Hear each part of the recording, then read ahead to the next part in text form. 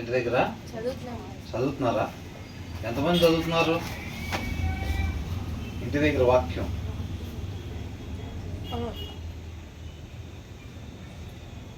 మిగతా వాళ్ళందరూ కూడా చదవాలి దేవుని వాక్యం. సామెతలు 16వ అధ్యాయం 21వ వచనం నుంచి కదా. 20వ వచనంలో ఏం చూసాం? ఉపదేశమునకు చెవి ఎగ్గువాడు మేలును పొందుకుంటాడు. Whoever gives heed to instruction, ఎవరైతే అంగీకరించి సరి చేసుకోవడానికి ఇష్టపడతారో వాళ్ళు వర్ధిల్లుతారు అని అంటున్నాడు. ఇంకెవరు ఆశ్రయించబడతారంట? ఆయన ఎవరైతే, and blessed is the one who trust in the lord అని అంటున్నాడు. ఎవరైతే ఆయన్ని నమ్ముతారో, ఎలా నమ్మాలి? క్రియలు కలిగి నమ్మాలన్నమాట. ఆయన్ని నమ్మాము అంటే దానికి సంబంధించిన క్రియ చెయ్యాలి. చేయకపోతే మనం నమ్మినట్టు కాదు. అది వాక్యం సత్యం అండి, మమ్మల్ని అదే విడుదల చేసిద్ది అని అనుకుంటే కనుక దాని ప్రకారంగా మనం జీవించాలన్నమాట.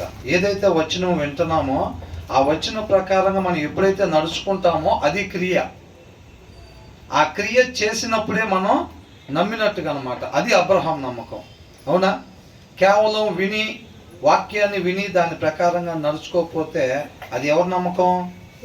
దెయ్యాల నమ్మకం అనమాట. అది అర్థమవుతుందండి. కాబట్టి విన్న వాక్యాన్ని కేవలం వినటమే కాకుండా దాన్ని అనుసరించేవారుగా మనం ఉండాలి. తర్వాత 21లో ఎవరంట? వివేకి అని ఎవరు అనబడతారు? జ్ఞాన హృదయము కలిగిన వాళ్ళు. ద వైస్ ఇన్ హార్ట్ అని అన్నారు. అంటే ఎవరి హృదయంలో జ్ఞానం ఉండిద్దో, అర్థమవుతుందండి, వాళ్ళు మాత్రమే వివేకవంతులు అంట. ఇక్కడ ఎంతమంది ఉన్నారు వివేకవంతులు? దయచేసి ఇందాక చెయ్యెత్తని వాళ్ళు ఎత్తబాకండి. ఎంతమంది వాక్యం చదువుతున్నారంటే ఎత్తారు చూసారా? వాళ్ళు మాత్రమే దీనికి అర్హులు. వాక్యం చదవట్లేదని అన్నారు చూసారా? వాళ్ళ హృదయంలో ఏమి లేదు? వాక్యం లేదు. ఎవరి హృదయంలో వాక్యం లేకపోతే వాళ్ళ హృదయంలో జ్ఞానం లేనట్టు. ఆ జ్ఞానం లేకుండా ఎవరైతే ఉన్నారో వాళ్ళందరూ ఎవరంట? అవివేకులు. ఎవరంట? చెప్పాలి అందరూ. వాక్యం లేని హృదయం కలిగిన వాళ్ళు ఎవరంట? అవివేకులు. వాళ్ళు ఎవరైనా కానీ పుట్టు క్రైస్తవులే కావచ్చు, మన ఫెలోషిప్కే రావచ్చు, ఎవరైనా కానీ, వినేవాళ్ళే కానీ, చెప్పేవాళ్ళే కానీ, ఎవరైనా సరే ఎవరి హృదయంలో అయితే జ్ఞానం లేకుండా ఉంటారో వాళ్ళు అవివేకులు. అది సత్యం. అర్థమవుతుందండి. మనకు మనమే నేను వివేకం కలిగిన వాడిని, లేకపోతే నేను ఒక బ్రదర్ని చూసుకొని ఆనందంలో వివేకం కలిగినాడు అంటే, బ్రదర్ మీరు కూడా వివేకం కలిగిన వాళ్ళు అని చెప్పి మేమిద్దరం చెప్పుకుంటే సరిపోయిందా? హృదయంలో వాక్యం లేకుండా. అలాగా కాదు. ఎవరి హృదయంలో వాక్యం ఉంటుందో వాళ్ళు మాత్రమే. మరలా ఒకసారి చదవండి. అది జ్ఞాన హృదయుడు వివేకి అనబడును. జ్ఞాన హృదయుడు. అదే జ్ఞానం లేకుండా హృదయం కలిగినోడు ఎవరన్నట్టు? అవివేకులు అన్నట్టు. అవునా? అవివేకులు ఎక్కడికి వెళ్తారు? నిత్య నరకాగ్నికి వెళ్తారు. అవునా కదా? కేవలం వివేకులు మాత్రమే నిత్య జీవానికి వెళతారు. నేను చెప్పేది కాదండి, దాంట్లో క్లియర్గా స్పష్టంగా ఉంది. కాబట్టి దయచేసి మనల్ని మనం మోసం చేసుకోవద్దు. బ్రదరు ఫెలోషిప్ పెట్టిన రోజే వచ్చి వాక్యం విని మిగతా రోజు బైబుల్ తీయకుండా ఉంటే మాత్రం ఖచ్చితంగా నరకానికే. దాంట్లో డౌట్ ఏం లేదు. ఎంతమందికి అర్థమైంది నేను చెప్పింది ఇప్పుడు? అర్థమైందా? మిగతా టయాల్లో వాక్యం తీసి చదవకుండా ఉన్నట్టయితే కనుక ఆ హృదయంలో నుంచి మోసకరమైందే వచ్చింది, దాన్ని అనుసరిస్తాం మనం. ఆటోమేటిక్గా అది నిత్య నరకాగ్నికి దారి తీసిద్ది అనమాట. కాబట్టి ఒక మంగళవారం, బుధవారం, శుక్రవారం, ఆదివారం కాదండి హృదయంలో వాక్యం ఉండాల్సింది. ఎప్పుడెప్పుడు ఉండాలంట? ప్రతి క్షణం కూడా మన హృదయంలో దేవుని వాక్యం ఉండాలి. అలా ఉన్నప్పుడే మనం ఎలా ఉంటామంట? వివేకులుగా ఉంటాము అని అంటున్నాడు. The wise in heart. అంతే తప్ప క్యారల్స్కి వెళ్ళిన ప్రతి ఒక్కరు వివేకులని ఎక్కడ రాసి లేదు. ఫెలోషిప్కి వెళ్ళే ప్రతి ఒక్కరు వివేకులని ఎక్కడ కూడా రాసి లేదు. ఎవరి హృదయాల్లో అంట జ్ఞానము నిత్యం ఉండిద్దో వాళ్ళు మాత్రమే వివేకులు అని రాస్తుంది. The wise in heart are called discerning and gracious word promote instruction అని అంటున్నాడు. దయగలిగిన మాటలు దేన్ని ప్రచారం చేస్తాయి అంట? తెలివిని, వివేకాన్ని ఏం చేస్తాయి అంట? ప్రచారం చేస్తాయి అన్నమాట. జ్ఞానాన్ని, తెలివిని. ఒక మనిషి నిత్య జీవానికి వెళ్ళాలి అని అంటే, జీవాన్ని పొందుకోవాలని అంటే ఏం కావాలో ఆ దయగలిగిన మాటలు అన్నమాట దాన్ని ప్రచురం చేస్తాయి అన్నమాట. ఆ దయగలిగిన మాటలు ఎక్కడి నుంచి వస్తాయి? వాక్యమై ఉన్న దేవుని దగ్గర నుంచి వస్తాయి అవి. ఆ దయాగుణం ఎక్కడి నుంచి ఉంది? దేవుని దగ్గర నుంచి వచ్చింది అనమాట. అది వాక్యమై ఉన్న దేవుడు ఎవరైతే ఉన్నారో ఆ వాక్యం మన హృదయంలో ఉంటేనే ఆ దయగలిగిన మాటలు మన నోట్లో నుంచి వస్తాయి. బైబుల్ చదవకపోతే దయగలిగిన మాటలు మనం మాట్లాడదామని ఆశపడతాము, కానీ ఆ ఆశ సోమరి ఆశ లాగానే నిర్వీర్యం అయిపోయింది అనమాట. అది ఆ ఆశ నెరవేరదు. ఎవరైతే వాక్యము చదవకుండా దయగలిగిన మాటలు నేను మాట్లాడాలి, నేను నోరు తెలిస్తే దయగలిగిన మాటలే రావాలి అని ఆశపడతారో ఆ ఎవరంటారో సోమరులు అని ఉంది, అవునా? కాబట్టి అండ్ గ్రేషియస్ వర్డ్స్ అని అంటే దయగలిగిన మాటలు ఎవరైతే మాట్లాడతారో అంట వాళ్ళు దేన్ని ప్రచారం చేస్తున్నారంట? జ్ఞానాన్ని, తెలివిని ప్రచారం చేస్తున్నారు. వాళ్ళు మాట్లాడాలి అని అంటే ఫస్ట్ ఆ మాటలు వాళ్ళ హృదయంలో ఉండాలి. అర్థమైందండి? దయగలిగిన మాట మన పెద్దల దగ్గర నుంచి బయటికి రావాలంటే అది ఫస్ట్ ఎక్కడ ఉండాలి? మన హృదయంలో ఉంటేనే అది నోట్లోంచి బయటికి వచ్చింది అనమాట. ఆ దయగలిగిన మాటలు అనేది దేవుని వాక్యంలో నుంచి వస్తాయి. ఎవరి హృదయంలో దేవుని వాక్యం ఉండదో వాళ్ళ నోట్లో నుంచి దయగలిగిన మాటలు రావు. వాళ్ళు ఆశపడొచ్చుగాక అయినప్పటికీ కూడా అవి రావు అనమాట. ఇప్పుడు దయగలిగిన మాటలు మాట్లాడే వాళ్ళు తెలివిని, జ్ఞానాన్ని ప్రచురింపజేస్తే మరి ఇప్పుడు దయగలిగిన మాటలు మాట్లాడుకుని ఉంటారు చూసారా, అంటే హృదయంలో వాక్యం ఉండదు. మరి వాళ్ళు నోరు తెరిస్తే ఏం మాటలు వస్తాయి? దయగలిగిన మాటలు వస్తాయా?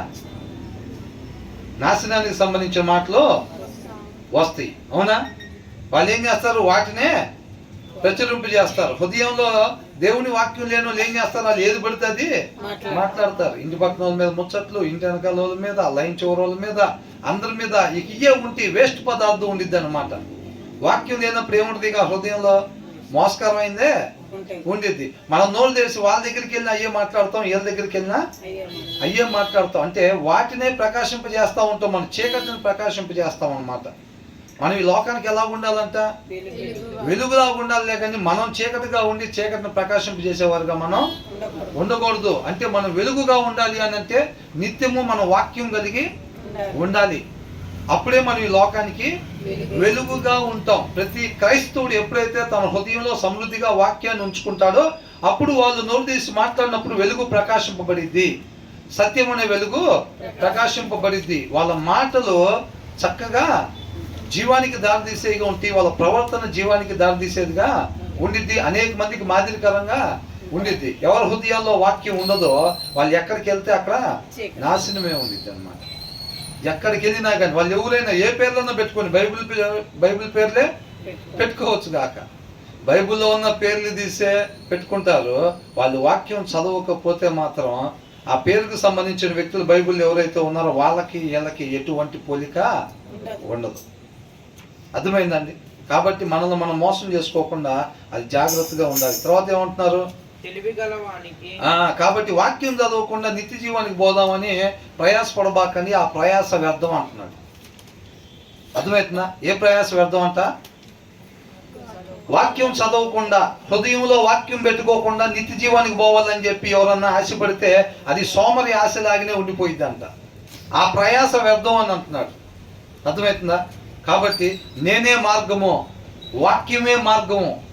వాక్యాన్ని మన హృదయంలో పెట్టుకుంటే అదే మనకి దారి చూపించేది. దానికే దారి తెలుసు. ఆ వాక్యం అయి ఉన్న దేవునికే జీవం దగ్గరికి దారి తెలుసు.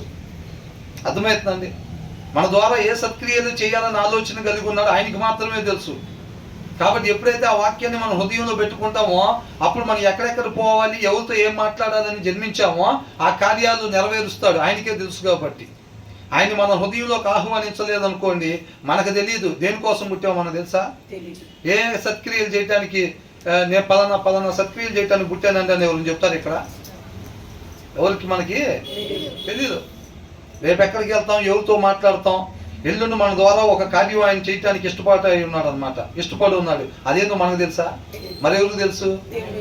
వాక్యమైన దేవుడికి, ఆయనకి మాత్రమే తెలుసు. కాబట్టి దాని నిత్యం మనం హృదయంలో పెట్టుకున్నాం అనుకోండి, చక్కగా ఇవాళ ఏం కార్యం చేద్దాం అనుకుంటున్నాడు, ఈ నిమిషం గంట తర్వాత ఎక్కడికి వెళ్ళాలి, సాయంత్రం ఎక్కడికి వెళ్ళాలి, 4 గంటల తర్వాత, రేపు పొద్దున ఎక్కడికి వెళ్ళాలి, ఏం మాట మాట్లాడాలి, ఎలాగ ప్రవర్తించాలి, ఎలాగ చూడాలి, మొత్తం ఆయనే నడిపిస్తాడు. ఉండాల్సిన రీతికి మాత్రమే ఉండాలని ఆశ, భయం మనలో కలిగితే మనం వాక్యమైన దేవుని తీసి మన హృదయంలో పెట్టుకుంటాం. ఆ భయం లేదనుకోండి, ఆ ఆశ లేదనుకోండి, ఆ ఆకలి లేదనుకోండి, ఆ దప్పికొన్న తత్వం లేదనుకోండి, ఆయన చిత్తం నెరవేర్చాలి. ప్రతి క్షణం ఏముండాలి?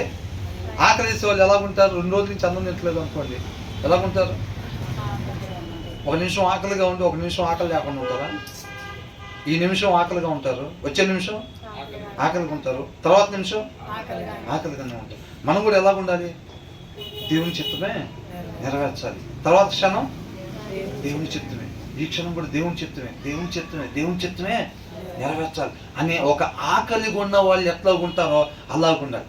దప్పికొన్న వాళ్ళు ఎట్లాగుంటారో, నీళ్ళ కోసం ఎలాగైతే ఉంటారు, నీళ్ళు ఇచ్చిందాక, అవునా, అలాగుంటారు. మనం అలాగుండాలి. అంతరంగంలో దప్పికొన్న తత్వాన్ని చూసి, ఆకలిగా ఉన్న తత్వాన్ని చూసి ఆయన ఏం చేస్తాడు? అక్కడ భోజనం పెట్టండి అంటాడు. అర్థమైందండి? ఎవరైతే ఆకలిగా దాహంగా ఉంటారో వాళ్ళకి నీళ్ళు ఇవ్వండి అంటాడు ఆయన. మనం ముఖ కలయికలు చూసి కాదండి, మనం బయట షోయింగ్ చేస్తాం కదా ఒక్కొక్కసారి, అవునా? ఫాస్టింగ్ ఉన్నట్టు అందరూ తెలియాలని ఏం చేస్తాం? రోజు చకచక వచ్చే వాళ్ళం, నడవలేక ఏంటక్క ఇవాళ ఫాస్టింగ్ ఏంటి అని అడిగేదట్టుగా నడుస్తాం, అడిగేదట్టుగా కూర్చుంటాం, అడిగేదట్టుగా పలకరిస్తాం. ఏంటక్క ఇవాళ ఫాస్టింగ్? ఎస్, సక్సెస్ అయ్యాం మనం, అవునా? సక్సెస్ అయ్యాం. ఇంకొక ఆమెకు చెప్తే చాలు, చర్చి మొత్తానికి చెప్పింది నేను ఫాస్టింగ్ ఉన్నా అని. దేవుని కూడా అట్లాగా ముఖం ఎట్టబెట్టి నిదానంగా నడుచుకుంటూ వచ్చి మోసం చేయొచ్చా? అన్నయ్య సభ్యులు ఎంత కమ్మారంటే అంతకే అమ్మేమన్నారు. చేశారా మోసం? వాళ్ళు చేసి మబ్బి పెడదాం అనుకున్నట్టు మబ్బి పెట్టారు ఆయన్ని. సౌలు కూడా మంచి అట్ని తెచ్చుకొని ఏమన్నాడు? బలితానికి కవరింగ్ చేశాడు. ఆయన అయిపోయాడు, అట్లాగే మోసపోయాడు. ఆయన ఏమన్నా? ఆయన మోసపోయేవాడు కాదు. కాబట్టి మనం నిజంగా ఎవరైతే దప్పికొన్న వారిలాగా ఉండాలి. అర్థమవుతుందండి? తర్వాత వచ్చిన భలే ఉంటుంది.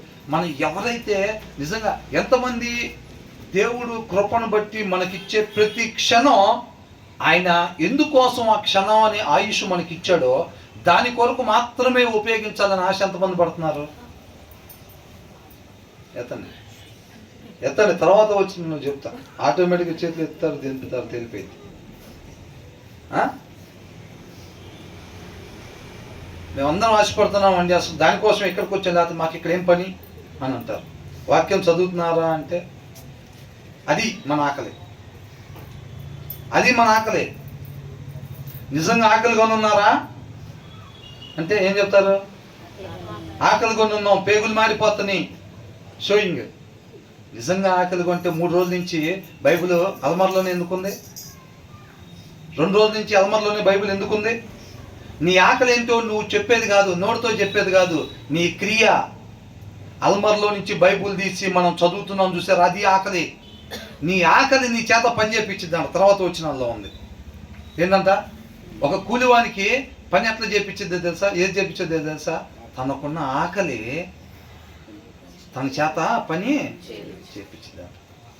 మీరు నేను నిజంగా ఆకలి కొని ఉంటే గనక ఆ బైబిల్ తీసి చదివి పెట్టడం దాంట్లో కనపడిద్ది అనమాట. ఆ క్రియలో కనపడిద్ది నిజమైన ఆకలి. ఆకలి ఆకలి ఆకలి అని షోయింగ్ అరుపులు అరుస్తాము, కానీ క్రియ మాత్రం ఏమీ లేదు. దేవుడు అదే చూస్తాడు. నిజంగా ఆయన చిత్తమే నెరవేర్చాలనే ఆకలి ఉంటే ఆటోమేటిక్గా నీ ఆకలి నీ చెయ్యి అల్మార్ దగ్గరికి పంపించి బైబిల్ తెచ్చి ముందు పెట్టుకొని చదివేటట్టుగా చేసిద్ది. అది ఆకలి. ఎవరో చెప్పారు, నాకు ఎంత ఆకలి ఉందంటావు నాకు అని మిమ్మల్ని మీరే ప్రశ్నించుకుంటే, మీకు ఎంత ఆకలి ఉందంటే మీ చెయ్యి బైబిల్ దగ్గరికి ఎప్పుడెప్పుడు పోతుందో, ఎంత పర్సంటేజ్ పోతుందో మీకు అంత ఆకలి ఉన్నట్టు అనమాట. అంతరంగంలో అంత ఆకలి ఉన్నట్టు. ఎంతమందికి అర్థమవుతుంది? అర్థమవుతుందా? మీ చెయ్యి ఎంత ఆశగా నిజంగా అసలు ఎడారిలో 3 రోజులు నీళ్ళు లేక నడుచుకుంటూ వచ్చిన వాడికి అంత దూరంలో బాటిల్ పెడితే ఎట్లా తీసుకుంటాడు? అవునా? మరి అట్లాగే వెళ్తుందా బైబిల్ దగ్గరికి చెయ్యి? మాటల్లో అయితే బ్రహ్మాండంగా వెళ్ళిద్ది, చర్చిలో అయితే వెళ్ళిద్ది, ఇంటికాడ ఎవరు చూడరుగా, మనం భక్తులు అని ఎవరు అనుకోరు కదా. కాబట్టి దానికాక బైబిల్ పోదు. గబక్కని బ్రదర్ ఏమన్నా మట్టి చూస్తారేమో దాని మీద శుభ్రంగా తుడిసి శుక్రవారం తీసుకొని వస్తాం. అవునా? ఆయన మన కోసం ప్రాణం పెడితే గుండెల మీద ధన్యం వద్దన్న పని చేసి అయినా ప్రాణం పెట్టాడు. ఎంతమంది చదువుతున్నారు బైబిల్ అంటే ఇంకా చేతులు ఎత్తట్లా, ఇంకేం పెట్టాలని చూస్తున్నారు? అదే ఇంకేం పెట్టాలని చూస్తున్నారు. లేకపోతే అపవాదిలాగా ఏమన్నా ఆయన కిందకి దిగి సింహాసనం మనకి ఇవ్వాలని చూస్తున్నారా? అపవాది అదేగా చూసింది. అవునా? ఆ ప్రాణం పెట్టాడు, ఇంకేమి ఇస్తే బైబిల్ చదువుదామని చూస్తున్నారు అంటున్నా. ఎంతమందికి అర్థమైంది నేను చెప్పింది? కాబట్టి మనం ఆలోచన చేసుకోవాలి. అవునా? మనం ఎంతైతే ఆశపడుతున్నామో వాక్యం చదవాలి, వాక్యం చదివితేనే అది మన హృదయంలోకి వెళ్ళిద్ది. ఆయన స్టీరింగ్ నడుపుతూ ఉంటాడు. వాక్యం చదవకపోతే నాకు నచ్చిన దగ్గరికి నేను వెళ్తూ ఉంటా, అనవసరమైన ప్రదేశానికి నేను వెళ్తూ ఉంటాను. అనవసరమైన మాటలు వాక్యం చదువున్నాడు ఎక్కడికి పోతే అక్కడ నాశనమే. అవునా? ఎవరైనా కానీ అది. అవునా కదా? కాబట్టి వాక్యం చదవండి. సోమరులాగా, ఆత్మీయ సోమరులాగా ఉండకుండా వాక్యాన్ని చదవాలి. శరీరం సహకరించేటట్టుగా చూసుకోవాలి. వాషింగ్ మిషన్లో బట్టలు వేయటం ఇంపార్టెంటా, వాక్యం చదవటం ఇంపార్టెంటా? పిల్లలు ఏది అడిగితే అది ఉండి పెడతాం ఇంపార్టెంటా, వాక్యం చదవటం ఇంపార్టెంటా? దాన్ని అయితే రాత్రి చెబితే పిల్లలు పొద్దున్న లేచి అలా కొని పెట్టాలి. పిల్లవాడు అడిగాడు, ప్రాణం పెట్టినని గాలికి వదిలిపెట్టారు. పిల్లవాడు అడిగాడంట, పొద్దున్నే చీకటితో 5 గంటలకల్లి లేచి వాడికి అది వండి పెట్టి వాడికి తింటుంటే ఆడు ముందు కూర్చొని ఆడు మొహం చూస్తుంటే జీవితం ధన్యమైనది. అంతేనా? మార్తా అంటే ఏమన్నాడు? ఎవరి కోసం వండుతున్నావా? వీళ్ళ కోసమే వండుతుంది. ఆయన ఏమన్నాడు? రొట్టె వలన మాత్రం కాదు, దేవుడి నోటి నుంచి వచ్చే ప్రతి మాట వలన. రేపు ఆడ పోయిన తర్వాత చెబుదాం అనుకుంటున్నారా? ప్రభు నువ్వు చూసావుగా, వాక్యం చదవలేదులే కానీ బట్టలు ఉతికింది నేను కాదా, అంట్లు తోమింది నేను కాదా, నువ్వే చెప్పు. బట్టలు మడతేసింది నేను కాదా, ఇస్త్రీ చేసింది నేను కాదా, గిన్నెలు సదిరింది నేను కాదా, ఇల్లుడిసింది నేను కాదా ప్రభు అని అంటే దానిస్తారు లోపలికి. అది కాబట్టి మనం జాగ్రత్తగా చూసుకోవాలి. తర్వాత ఏమంటున్నారు? తెలివి గలవానికి తెలివి జీవపు ఊట. అదంట తెలివి గలవానికి. ఫస్ట్ అది పెట్టుకోవాలి అండర్లైన్. అర్థమైందా? తెలివి గలవానికి అంటే వాళ్ళ హృదయంలో వాక్యం ఉన్నవాడు అని అర్థమైందండి. ఎవరి హృదయంలో వివేకి. Prudence is a fountain of life అని అంటున్నాడు. Fountain of life, water fountain. మనం ఏమంటాం? వాటర్ ఫౌంటైన్ అంటే ఆ ఫౌంటైన్ ఏం చేస్తూ ఉంటుంది? వాటర్ని వెదజల్లుతూ ఉండిద్ది. అవునా? వివేకి అని అంటే ఎవరు? ఎవరి హృదయంలో జ్ఞానం కలిగి ఉన్నారో వాళ్ళు వివేకి. ఆ వివేకి మాట్లాడే మాటల వలనంట జీవపు ఓట. అర్థమైందండి? ఎదుటి వాళ్ళు మాట్లాడుతుంటే అంటే ఎవరి హృదయంలో వాక్యాన్ని పెట్టుకొని ఉంటారో వాళ్ళు ఎక్కడికి వెళ్ళి మాట్లాడినా సరే ఆ మాటల్లో ఏముంటుందంట? జీవం ఉండిద్ది అన్నమాట. ఆ మాటలు జీవాన్ని వెదజల్లుతూ ఉంటాయి. ఫౌంటైన్ ఆఫ్ లైఫ్ అని రాస్తుంది అనమాట. జీవాన్ని వెదజల్లుతూ ఉంటాయి. నేనే మార్గము, సత్యము, జీవము. ఎవరి హృదయంలో అయితే దేవుని వాక్యాన్ని పెట్టుకుంటారో వాళ్ళ నోట్లో నుంచి వాక్యమే వచ్చిద్ది. ఎప్పుడైనా చూడండి, మీరు వాక్యం చదివినట్టయితే కనుక ఎవరి దగ్గరికి వెళ్ళినప్పుడు ఏమైందంటే ఆ సందర్భాన్ని బట్టి వాటిని ఎత్తిపెట్టి మాట్లాడే పరిస్థితి జరుగుతూ ఉండిద్ది ఎక్కువగా. అవునక్క, నిజంగానే వాక్యంలో కూడా వాళ్ళు ఇట్లా నేను చదివిన దాంట్లో ఇలా వచ్చింది అలా వచ్చిందని ఏదో ఒక రకంగా బయటికి వస్తూ ఉండిద్ది అనమాట. ఎవరి హృదయంలో అయితే ఆ జీవమై ఉన్న వాక్యాన్ని ధ్యానించుకుంటారో వాళ్ళు నోరు తెలిసినప్పుడు అంటే జీవపు మాటలు వస్తాయి. వాళ్ళు ఎక్కడికి వెళ్తే అక్కడ జీవం వెదజల్లబడతా ఉండిద్ది అనమాట. అర్థమవుతుందండి? అనేక మంది ఏం చేస్తూ ఉంటారు?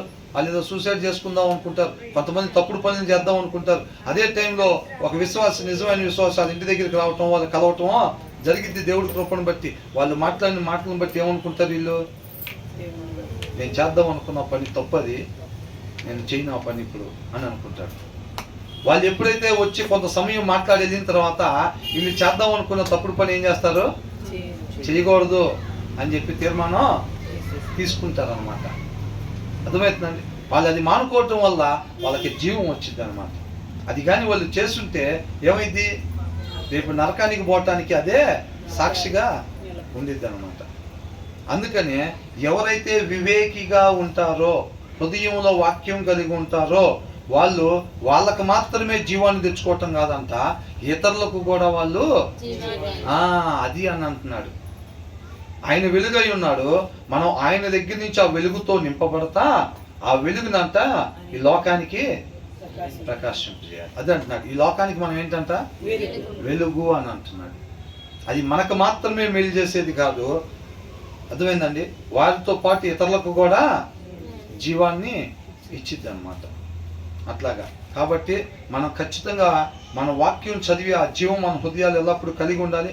అనేక మందికి మంచి మాదిరిని మాత్రమే మనం కనపరిచేవారిగా ఉండాలి. అదంటాడు, prudence is a fountain of life to the prudent.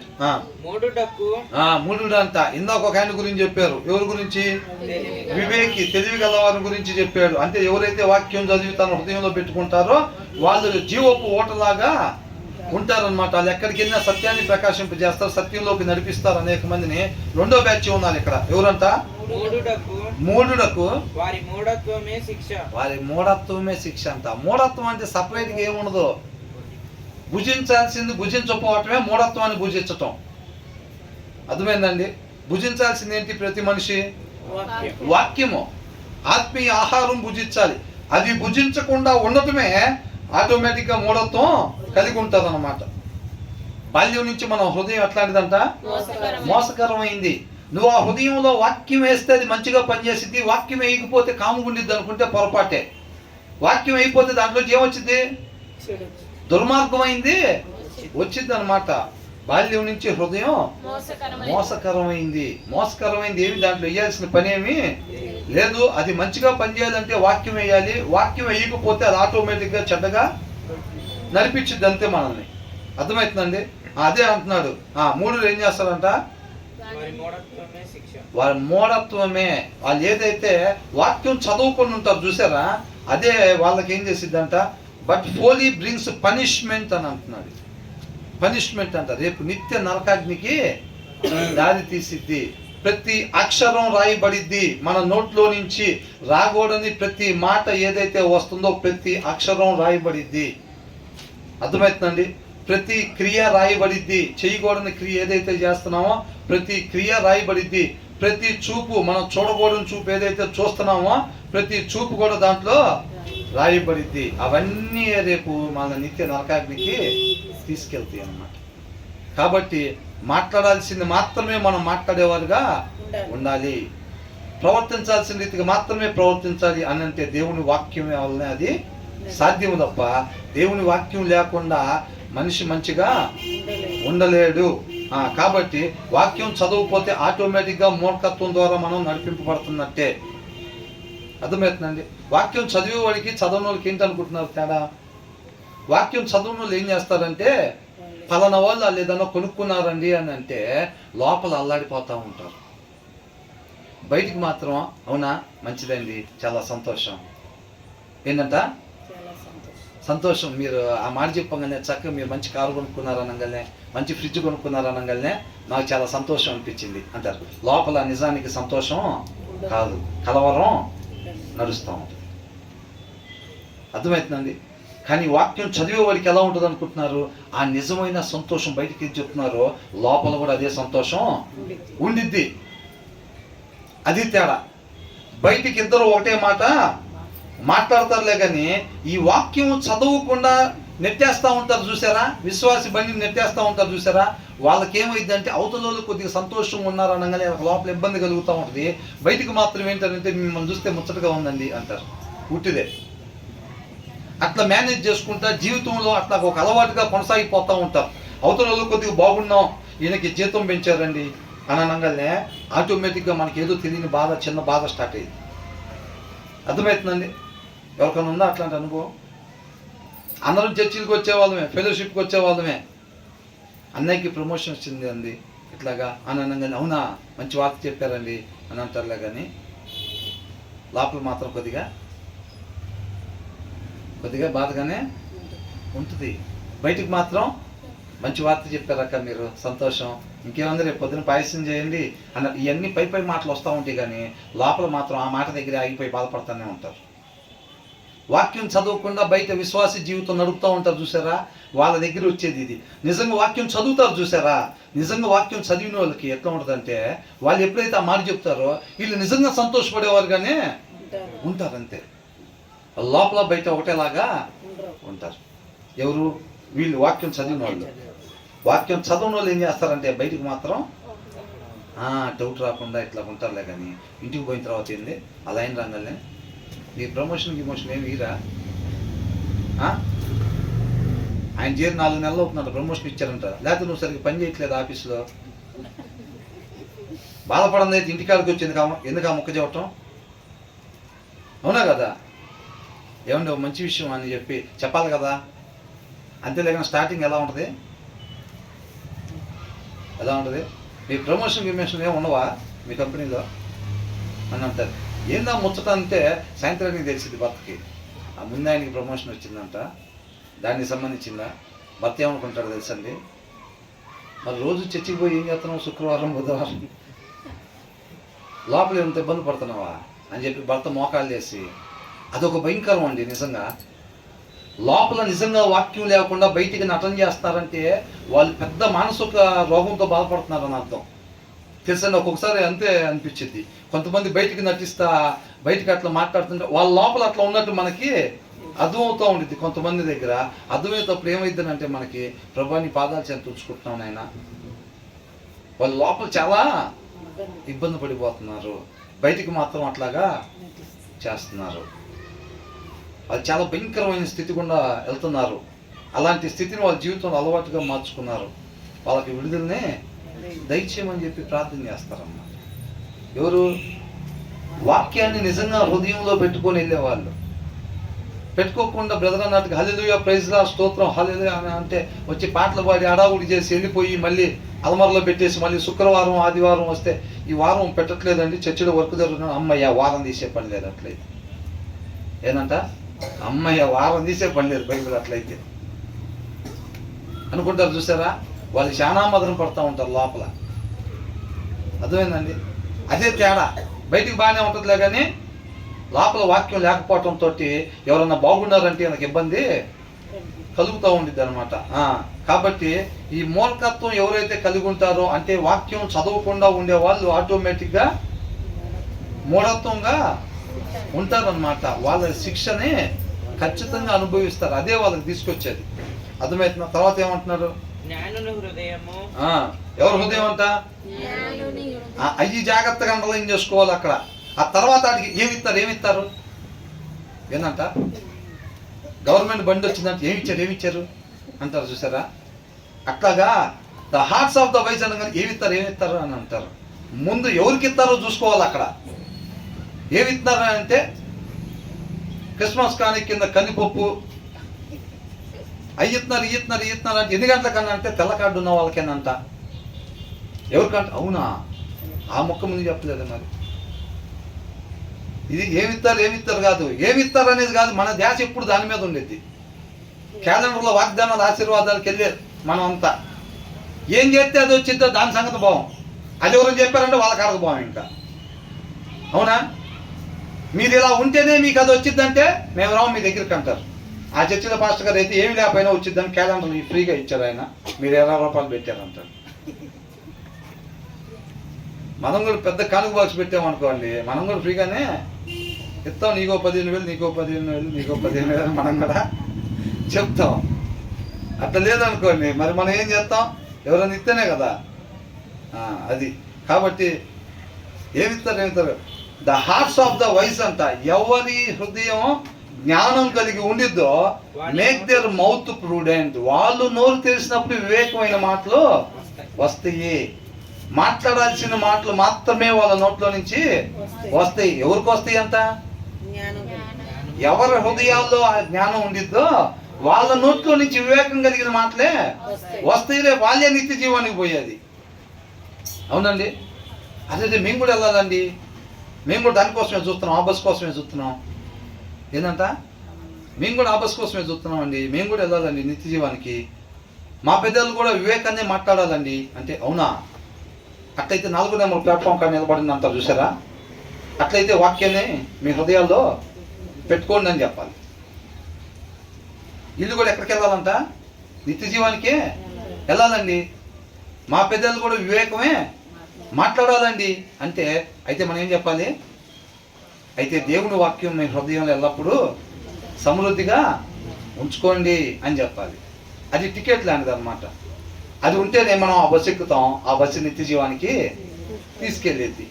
అంతేలే కానీ టికెట్ లేకుండా ప్రయాణం పోయి నిత్య జీవంలో చేరుకోవాలని ఆశపడితే అదంతా సోమరే ఆశ అని అంటున్నది. అర్థమవుతుందండి?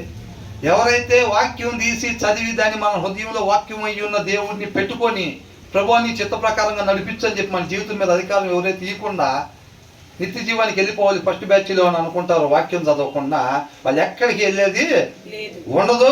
వాళ్ళు ఎక్కడికి వెళ్ళకుండా ఎవరు చూసుకుంటారంట? దేవుడే చూసుకుంటాడంట. సోమరి కళలో నెరవేరకుండా దేవుడే ముళ్ళ కంచె అడ్డం వేస్తాడంట. అర్థమవుతుందండి? కాబట్టి కష్టపడాలి అని అంటున్నాడు. కష్టపడాలి. ఓ గంట సేపు ఎక్కడ కూర్చొని చదువుతామండి. సినిమా అయితే 2.5 గంటలు పర్వాలేదుగా. అయ్యైతే 2 సినిమాలు అయినా పర్వాలేదు బ్రదర్, అంట్లే ఉన్న తర్వాత తోముకోవచ్చు. అది 2 పార్ట్లకు తీసారంటగా. బాహుబలి 1, బాహుబలి 2 పార్ట్లకు తీసారంట. ఒకటి చూడకపోయినా అర్థం కాదు సరిగ్గా. 2.5 గంటలు 5 గంటలైనా పర్వాలేదు. వాక్యం 1 గంట కూర్చొని చదవటం అంటే నడుము నొప్పి, పెద్ద వయసు కదా. సినిమాకి అయితే వయసు గీసేమి సంబంధం లేదు, సీరియల్కి అయితే వయసుకి సంబంధం ఏం లేదు. 6 గంటల కంచి 9:30 దాకా వరుసనే చూడవచ్చు. అప్పుడు వయసు ఏం అడ్డం పడదు. బైబిల్ చదవమంటే సార్ కళ్ళు కనపడవయ్యా, సరిగ్గా కళ్ళు కనపడవు, నడువు నొప్పి మొత్తం వస్తాయి.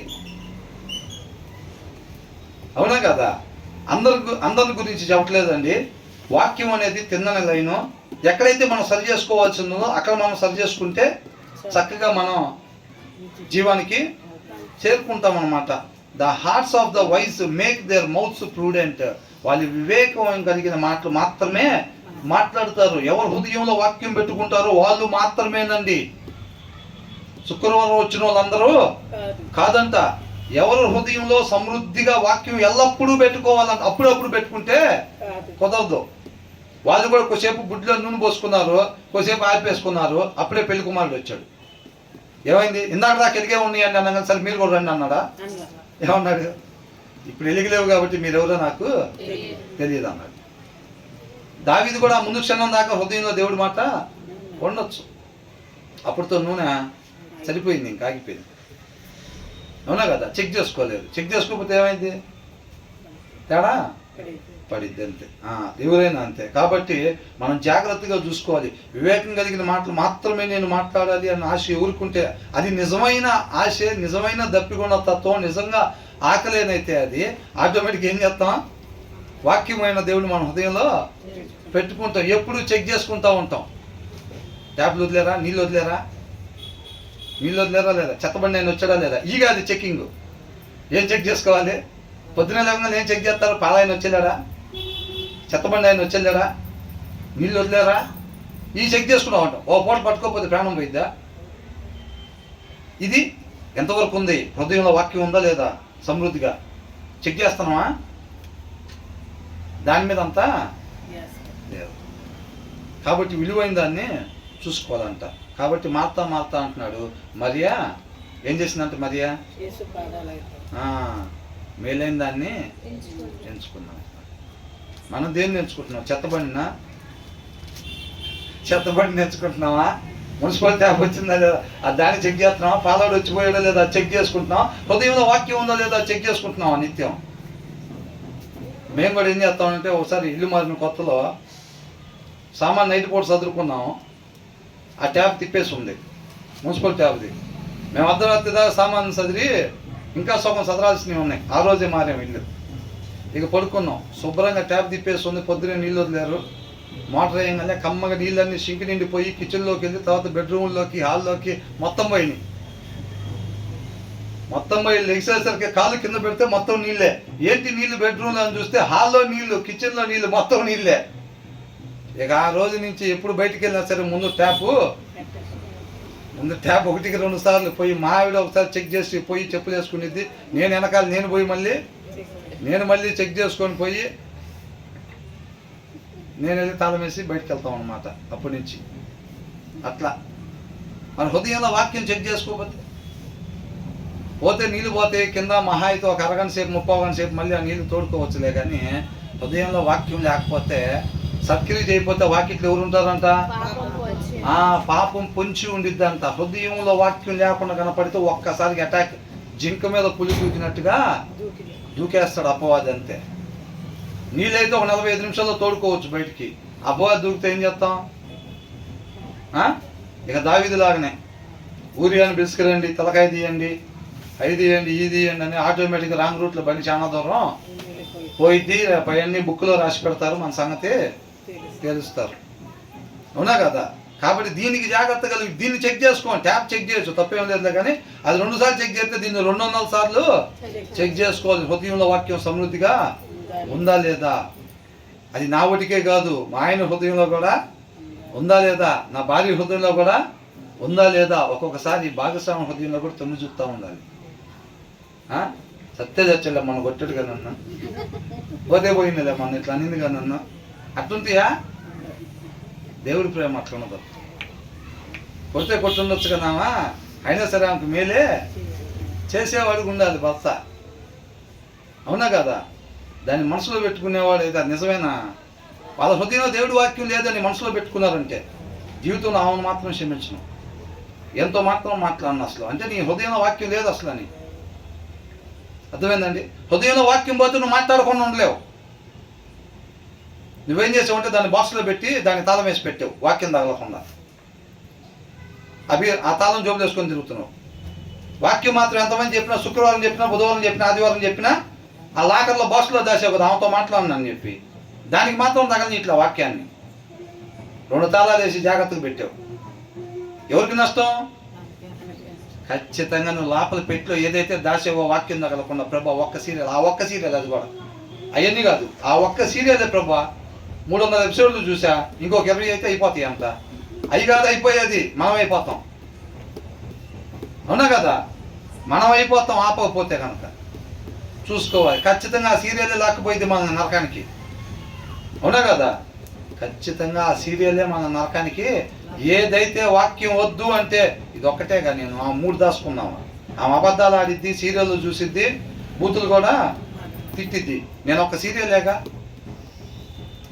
1 3 వాక్యంలో వద్దు అని చెప్పిన దాన్ని కానీ చేస్తే మాత్రం ఆ ఒక్కటే మన గుక్కు తగిలించుకొని నరకానికి తీసుకెళ్ళిద్ది అంతే.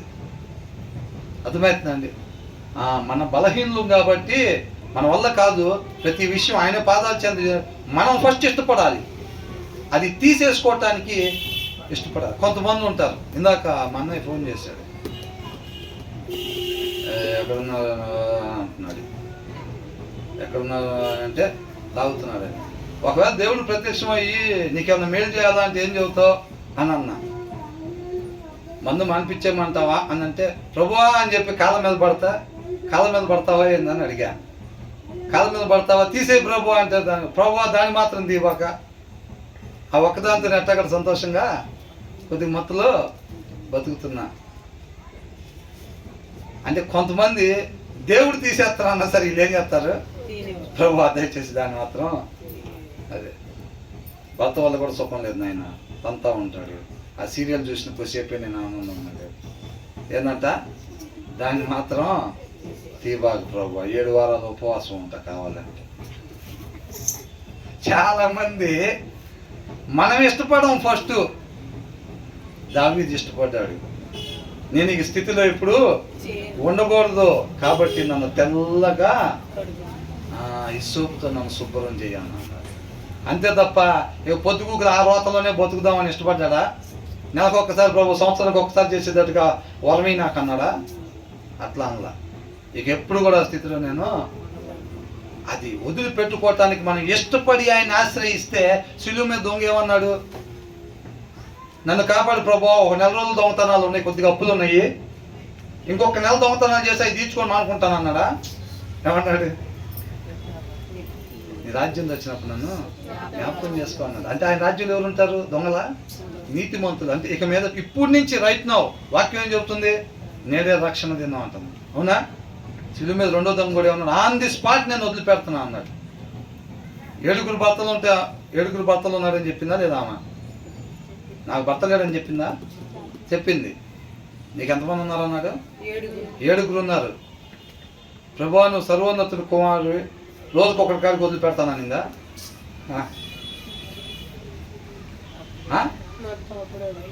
ఆన్ ది స్పాట్ మొత్తం వదిలిపెట్టిందా? లేకపోతే ప్రభా రోజుకు ఒకరి కాడికి వదిలిపెడతానైనా, నువ్వు దేవుని కుమారుడు లాగున్నావు, ఏదో చేసేటట్టుకున్నావు నన్ను అనిందా? On the spot. ప్యాకో గిల్లామి తీసుకొచ్చి వాళ్ళు అపోస్తుల పాదాల చెంత పెట్టలా. సత్యం వాళ్ళ దగ్గరికి ఎప్పుడైతే వచ్చిందో వాళ్ళు కళ్ళు తెరవబడి ఏది శాశ్వతమైందో చూసుకున్నారు. అప్పుడు దాకా దాచిపెట్టుకున్నారు చూసారా? మిగతా పేదోళ్ళు మన చుట్టూ అనేక మంది ఉన్నా ఎవరికి ఇవ్వకుండా ఆస్తులు కూడా పెట్టుకున్నారు కదా.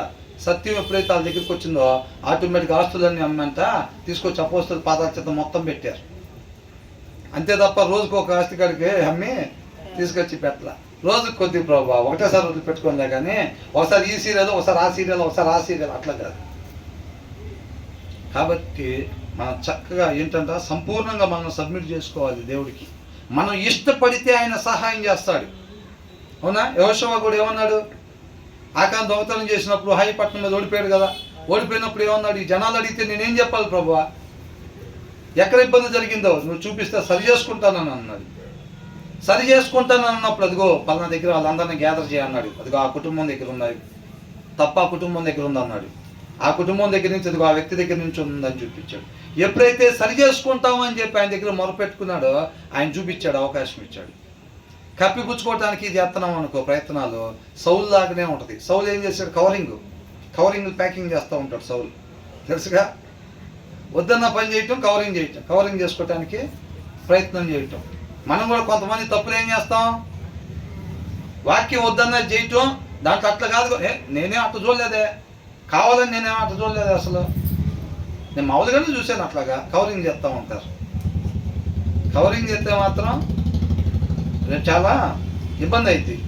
కాబట్టి ఇక్కడ అంటున్నారు, ఎవరి హృదయాలు అయితే వాక్యాలు కలిగి ఉంటాయో వారి పెద్దలంత వివేకవంతమైన మాటలు మాత్రమే మాట్లాడతాయి. And the lips promote instruction అని అంటున్నారు. వాళ్ళ పెద్దలు ఏం చేస్తాయి అంట?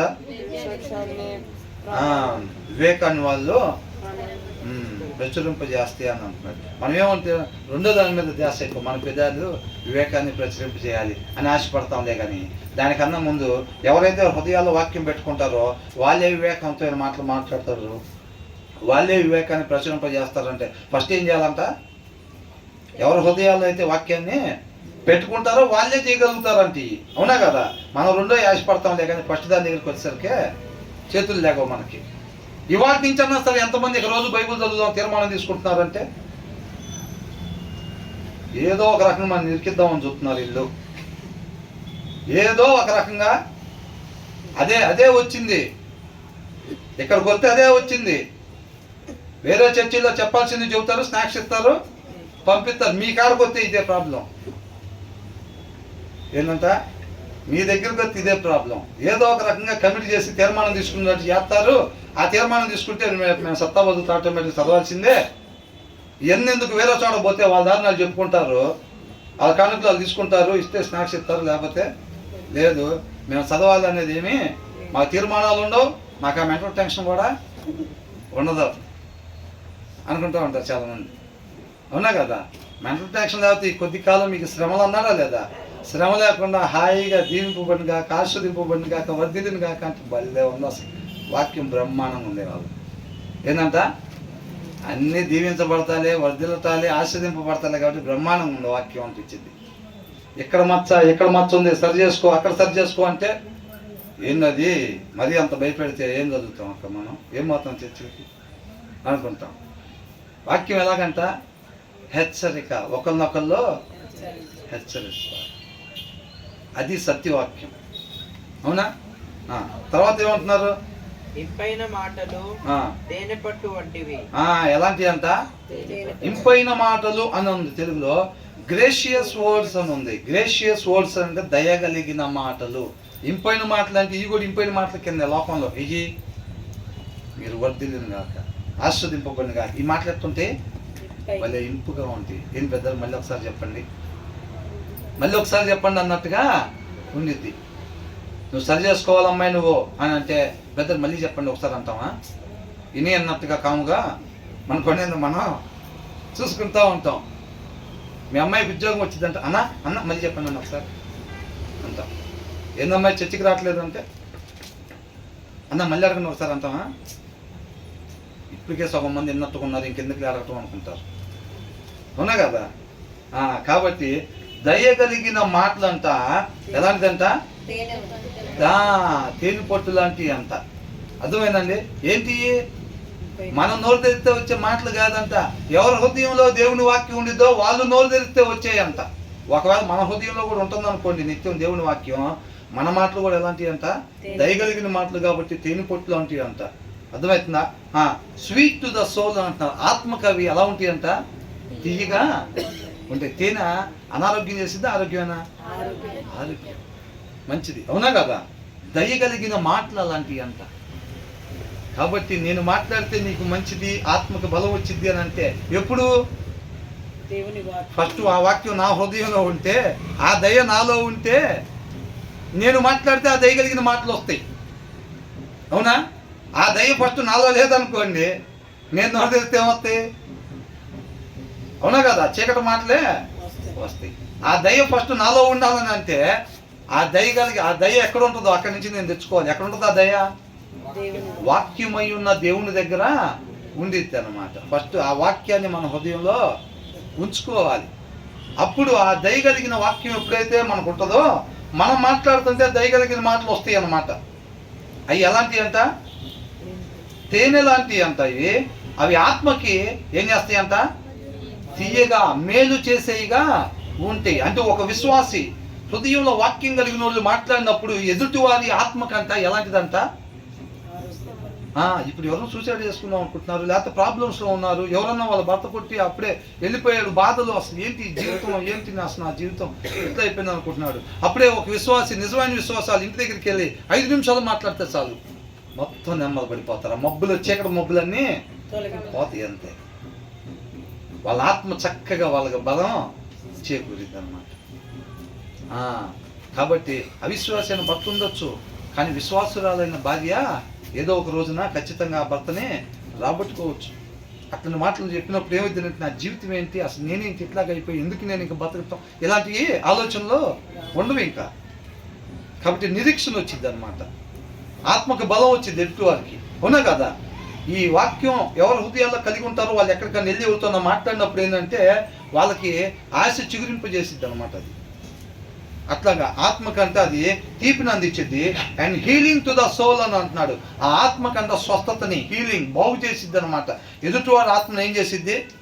వాళ్ళు కుంగిపోయి ఉంటారు. నన్ను కూడా ఏం క్షమిస్తాడులే దేవుడు అని అనుకుంటారు కొంతమంది. నన్ను కూడా నేను అలా తప్పే కాదు, జనాలు ఏమనుకుంటున్నారో, నేను భయంకరమైన తప్పులు నేను చేశాను, నేను ఆయన పాదాల చెంత పడినా సరే ఆయన నన్ను దూరం జరుగుతాడేమో ఆయన అని కొంతమంది అనుకోవచ్చు. దేవుడిగా తెలుసుకోలేకపోవచ్చు. అర్థమవుతుందండి? ఎప్పుడైతే ఇలాంటి వాళ్ళు వెళ్ళి మాట్లాడతారో, నినివే పట్టణం వాళ్ళు అంత భయంకరమైన స్థితిలో బహుఘోర పాపం చేస్తున్నారంట వాళ్ళు. ఎప్పుడైతే వాళ్ళు మనసు మార్చుకున్నారో, పశ్చాత్తాపం చెంది సరి చేసుకోవటానికి ఇష్టపడ్డారో, విడిచిపెట్టాల్సిన వాటిని విడిచిపెట్టడానికి ఇష్టపడ్డారో, ఏం చేశాడు ఆయన? వాళ్ళకి కీడు చేయకుండా మానివేసిన ఉన్నా కదండి. ఎప్పుడైతే వెళ్ళి చెప్తారో అవతల వాళ్ళకి, ఆ పాపిగా ఉండే వాళ్ళకి ఎప్పుడైతే చెప్తారో వాళ్ళ ఆత్మకి హీలింగ్, స్వస్థత కలిగింది అనమాట. అంటే నన్ను కూడా క్షమిస్తాడు అనుకుంటా. అట్లయితే దేవుడు అలాంటి వారిని క్షమించాడంటే నన్ను కూడా క్షమిస్తాడు. అట్లయితే ఈ బ్రదరు లేకపోతే ఈ సిస్టర్ వెళ్ళిపోయిన తర్వాత నేను కూడా మోకరించి, ఒక హన్నా ఏ రీతిగా తన హృదయాన్ని కుమ్మరించుకుందో దేవుడి పాదాల చెంత, నా తప్పులన్నీ ఒప్పుకొని నేను విడిచిపెట్టడానికి ఇష్టపడి ఆ క్రీస్తుని నా హృదయంలోకి ఆహ్వానించాలి అని చెప్పి వాళ్ళు తీర్మానం తీసుకుంటారు. అంటే వాళ్ళ ఆత్మకి ఏం కలిగింది? అక్కడ స్వస్థత. రోగిగా ఉన్న ఆత్మ అన్నమాట. అది ఏమవుతుంది, ఇక నేను బతకూడదు, ఎట్టి పరిస్థితుల్లో సాయంత్రం కలిసి చచ్చిపోవాలని అనుకుంటారు వాళ్ళకుండే సమస్యలను బట్టి. ఎప్పుడైతే వీళ్ళు వెళ్ళి మాట్లాడిన తర్వాత ఆ ఆత్మకి ఏం కలిగిద్ది, స్వస్థత కలిగే బలం చేకూరిద్ది, నిరీక్షణ వచ్చిద్ది అనమాట. అర్థమవుతుందండి? అలా చేయాల్సింది ఎవరు? క్రైస్తవులు. లోకానికి వెలుగుగా ఉప్పుగా ఉండాల్సిన వాళ్ళం మనము ఆ రీతిగా ఉన్నట్లయితే వాళ్ళు సత్యంలోనికి నడిపించబడతారు, వాళ్ళలో వెలుగు నింపబడిద్ది, వాళ్ళు ఆ వెలుగుని వాళ్ళు ఎక్కడికి వెళ్ళినా సరే అక్కడ కూడా ఏమైద్ది, సత్యం ప్రకాశింపజేయబడతా ఉంటుంది. మరలా ఎవరైతే అక్కడ సత్యంతో నింపబడ్డారో వాళ్ళు ఎక్కడికి వెళ్ళినా సరే మరలా ఏమైద్ది, సత్యంతో నింపబడతా ఉంటారు. అట్లాగనమాట మొత్తం జరగాల్సింది. అవునా? అందరం కూడా ఆయన పోలి మనం జీవించాలి. అంతే తప్ప నామకార్థంగా మన బుధవారాలు, ఎన్ని బుధవారాలు వచ్చినా, ఎన్ని మంగళవారాలు వచ్చినా, ఎన్ని శుక్రవారాలు వచ్చినా సరే సరి చేసుకోవటానికి ఇష్టపడకపోతే మాత్రం ఖచ్చితంగా మనం ఇంకా మరణానికే గురై ఉన్నట్టు. ఆయన కృపని మనం సద్వినియోగం చేసుకుంటున్నట్టు కాదు. మార్గం ఉంచుకొని కూడా జీవానికి మనం వెళ్ళకుండా ఉంటాం అన్నమాట. మార్గం లేకపోతే అది వేరే విషయం. యేసుక్రీస్తు వారు జన్మించకపోతే అది వేరే విషయం. ఆయన వచ్చి మార్గం వేసాడా లేదా? మరణం నుంచి జీవానికి మార్గం వేసాడు కదా. ఉండి ఉపయోగించుకోలేని వాళ్ళం అవుతాం అన్నమాట. అర్థమవుతుందండి? కాబట్టి ఏమన్నాడు, sweet to the soul and healing to the soul అని అంటున్నాడు. ఆత్మకు బాగు చేసింది. వాక్యానికి ఆ శక్తి ఉందన్నమాట. మన వల్ల కాదు. మీరు ఒకటి గుర్తుపెట్టుకోండి, ఇదంతా ఎప్పుడు జరుగుతుంది? వాక్యమై ఉన్న దేవుణ్ణి మన హృదయంలో పెట్టుకున్నప్పుడు వీళ్ళ ద్వారా కార్యాలు జరుగుతున్నాయి. అర్థమవుతుందా? అంటే గొప్పతనం వీళ్ళలో ఉందా, వాక్యంలో ఉందా? వాక్యమై ఉన్న దేవునిలో ఉందా గొప్పతనం? సమస్త మహిమ ఆయనకి మాత్రమే కలగాలంతే. కాబట్టి నోరు తెరిచింది మాట్లాడింది నేను కాబట్టి నాకు కొంత, దేవుడికి కొంత కాదు. ఏంటంట? నాకు కొంత, చేయబెట్టి ప్రార్థన చేసింది నేను కాబట్టి నాకు కొద్దిగా, బాగు చేసింది దేవుడే కాబట్టి దేవుడికి కొద్దిగా, మైకు పట్టుకొని మాట్లాడింది నేను కాబట్టి నాకు కొద్దిగా, నన్ను నడిపించింది దేవుడు కాబట్టి దేవుడికి కొద్దిగా, నన్ను పాట పాడింది నేను కాబట్టి నాకు కొద్దిగా, నన్ను తన ఆత్మ ద్వారా నడిపించింది దేవుడు కాబట్టి దేవుడికి కొద్దిగా. అట్లా కాదండి. ఎంత మహిమ అంటే ఆయనకి సమస్త, అంటే మొత్తం మహిమ ఆయనకి మాత్రమే చెల్లాలి. హృదయపూర్వకంగా ఆ మాటను మనం పలకాలన్నమాట. అర్థమవుతుందండి? ఇంతవరకు ముగిద్దాం, మిగతాది తర్వాత ధ్యానించుకుందాం. దేవునికి మహిమ కలుగును గాక.